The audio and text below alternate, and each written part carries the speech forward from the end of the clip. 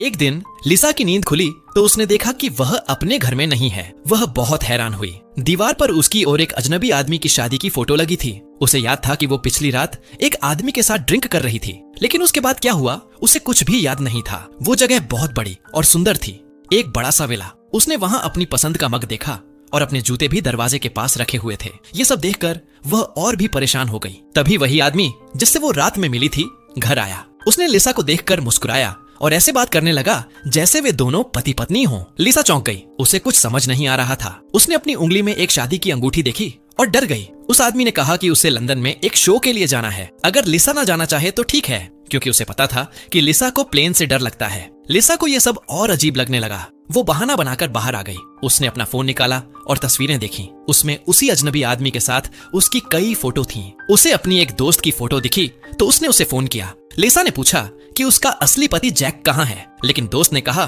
कि वो किसी जैक को नहीं जानती। सच्चाई ये थी कि लिसा की शादी जैक से 10 साल पहले हुई थी। उनके बच्चे नहीं थे और रिश्ता कमजोर हो गया था। लिसा अकेलेपन में बाहर जाकर शराब पीने लगी थी। अब लिसा अपने पुराने घर की तरफ गई। वहां पहुंचकर उसने घंटी बजाई, सोचते हुए कि शायद जैक वहीं हो, लेकिन दरवाजा खोलने वाला कोई बच्चा था। अब लिसा पूरी तरह से उलझन में थी। उसे कुछ समझ नहीं आ रहा था कि ये सब कैसे हुआ।